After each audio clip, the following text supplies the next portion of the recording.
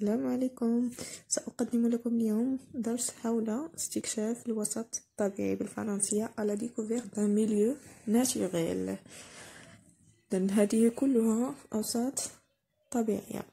كما نعلم استكشاف نقصد به كل من البحث والتعرف، يعني أبحث وأتعرف على ماذا؟ أتعرف على مكونات وسط طبيعي.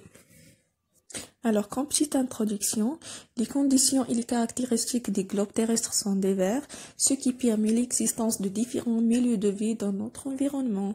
يعني أن الظروف المناخية في شتى بقاع العالم فهي مختلفة، مما يسمح بتعدد الأوساط الطبيعية. Alors, quels sont ces milieux؟ ما هي هذه الأوساط؟ Comment les étudier؟ كيف ندرسها؟ كيف نقوم باستكشافها؟ Alors, comme premier chapitre, on va voir la diversité des milieux de vie naturels, تنوع الأوساط الطبيعية. On va voir en premier les outils utilisés pour découvrir un milieu naturel، يعني الوسائل المستعملة لاستكشاف الوسط الطبيعي. منها la carte topographique، الخريطة التopographiة، les jumelles، المنظار، les appareils de mesure، يعني أجهزة القياسات، قياس المتغيرات، درجة الحرارة، الرطوبة إلى آخره. مصيادة، le filet d'insectes، beaucoup et flacons de plastique، علب وقارورات بلاستيكية، لا بوصل، بوصلة، مذكرة. هذه فقط بعض يعني الوسائل التي نستعملها، الوسائل الضرورية لاستكشاف الوسط الطبيعي، لكن هناك مجموعة من الوسائل الأخرى يمكن أن أستعملها لاستكشاف الوسط الطبيعي، كالمحرار، كمطرقة، حمض الكلوريدريك إلى آخره. Alors voilà un tableau qui représente chaque outil et son rôle، يعني يحدد يعني الأداة ودورها. لا كارت يعني الخريطة الطبوغرافية تصلح لماذا؟ تصلح لتحديد الاتجاهات، l'orientation dans l'espace. les jumelles، المنظار، لماذا يصلح؟ observation des animaux qui ne se laissent pas approcher comme les oiseaux et certains mammifères، يعني تصلح لرؤية الكائنات والحيوانات التي لا نستطيع الاقتراب منها كالطيور، كالحيوانات المفترسة. ثم هناك كذلك لبوكو، يعني القارورات، تصلح للحفاظ على عينات من الحيوانات اللافتة، يعني من الحشرات. filet d'insectes، مصيادة، pour capturer les insectes، لاصطياد الحشرات. appareil de mesure، أجهزة القياسات لقياس متغيرات الوسط مثل البي اش، درجة الحرارة، نسبة الأكسجين إلى آخره.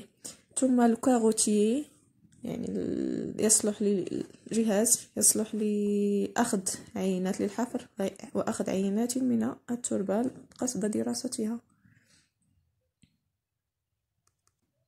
Alors là on va passer au deuxième axe، les composantes d'un milieu naturel، يعني نتعرف على مكونات الوسط الطبيعي. قبل التعرف عليها أولا نقوم بتعريف للوسط الطبيعي. ما هو الوسط الطبيعي؟ Donc le milieu naturel c'est un lieu où vivent divers êtres vivants. Il contient des composants vivants et des composants non vivants. يعني وسط طبيعي تعيش فيه الكائنات الحية، تنقسم إلى كائنات إحيائية ومكونات لا إحيائية. يعني أن الوسط الطبيعي هو مكان توجد به يعني كل مكونات الطبيعة، والإنسان لم يتدخل في نشأته. للتعرف على مكونات الوسط الطبيعي سنقوم بإنجاز التمرين التالي، حيث نصنف فيه مكونات الوسط الطبيعي. Voilà, classer les composants du milieu naturel selon le tableau suivant. Les êtres vivants sont classés en végétaux animaux، composantes non vivantes et état physique، يعني الحالة الفيزيائية. إذن هذا هو الوسط الذي سنصنف كائناته الحية. هناك خفاش، وزغة، أرنب، شجرة، حمار، خبان، نبات مائي، ضفدعة، عقرب، أي، بط، بلشون، هواء، زنجور. Donc comme réponse، dans état physique في الحالة الفيزيائية هناك سائل، غاز، صلب. المكونات الغير إحيائية نجد الماء، الهواء، التربة. بالنسبة للكائنات الحية التي تنقسم إلى حيوانات ونباتات نجد في قائمة النباتات herbe، عشب، plante، eau، pardon. نبات مائي، شجرة، arbre.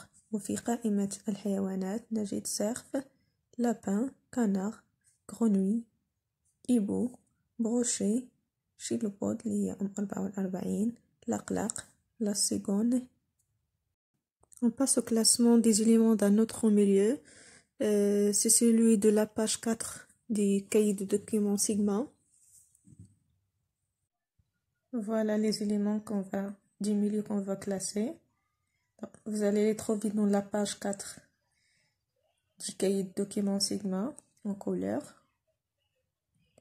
Alors, dans le milieu, on trouve la roche, Sahara, l'eau, الماء, l'air, الهواء, le sol, التربة, papillon, فراشة, gazelle, غزالة, gendarme.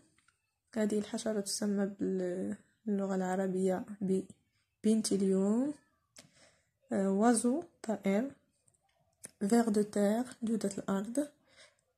larve ديديتيك، لا il manque un air، هناك خطأ، ينقص r. larve ديديتيك هي رقة الديتيك.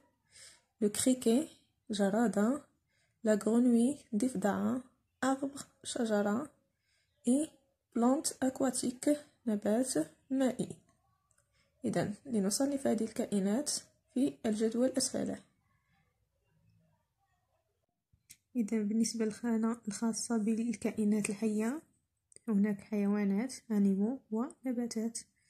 في خانة الحيوانات سنضع الحيوانات الآتية: ver de terre دودة الأرض، oiseau طائر، حشرات بنت اليوم جندار، غزالة papillon، فراشة، larve ديديتيك يرقة الديتيك، جرادة، ثم ضفدعة. في حين أنه في الخانة الثانية فيما يخص النباتات les végétaux سنضع كل من plante aquatique النباتات المائية وكذلك arbre فقط.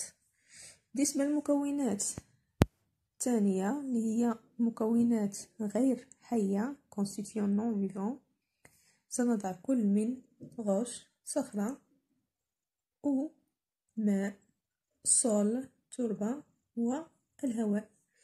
فيما يخص الحالة الفيزيائية لهذه المكونات الغير الحية الصخرة فهي حالتها صلبة solid، أو الماء حالته سائلة air حالة غازية، sol تربة حالة صلبة. إذن من هنا نستنتج أنه يمكن تقسيم مكونات الوسط الطبيعي إلى مكونين: كائنات حية نباتات حيوانات، ومكونات غير حية تربة هواء ماء. وعندما نقول كائن حي يعني أنه يتميز بالخصائص التالية هي التنفس، التغذية والتكاثر والتوالد، la respiration, l'alimentation et la reproduction et la multiplication. هي وظائف الكائن الحي.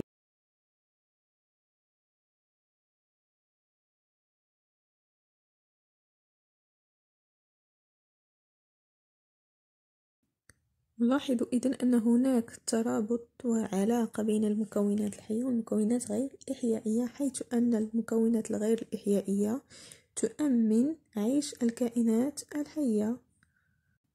إذن كما سبق لي أن قلت في الأول، بما أن الظروف المناخية يعني في العالم فهي مختلفة، فذلك يسمح بتعدد الأوساط الطبيعية. Alors on a différents milieux.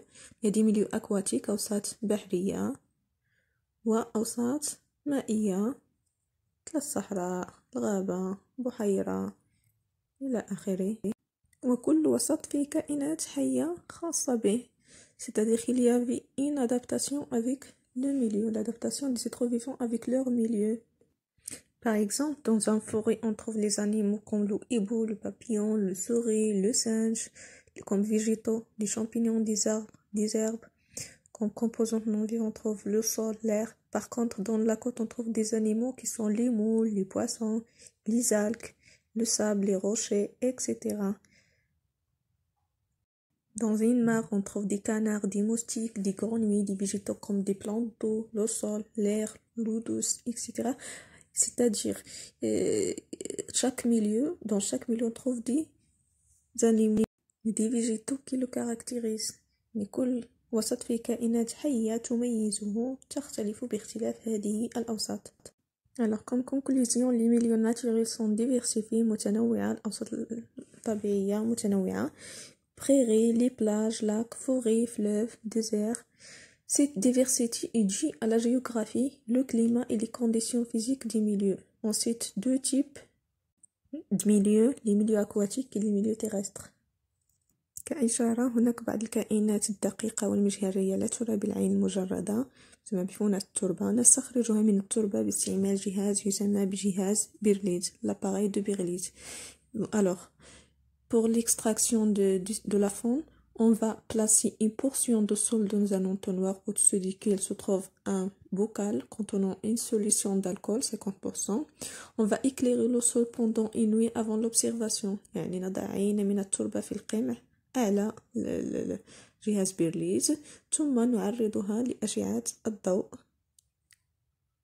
كي تفر هذه الكائنات. هذا هو جهاز بيرليز.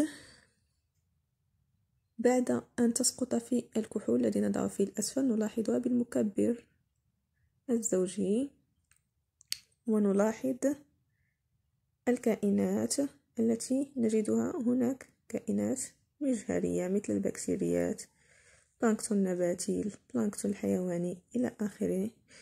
إذن شكرا، هذا كل شيء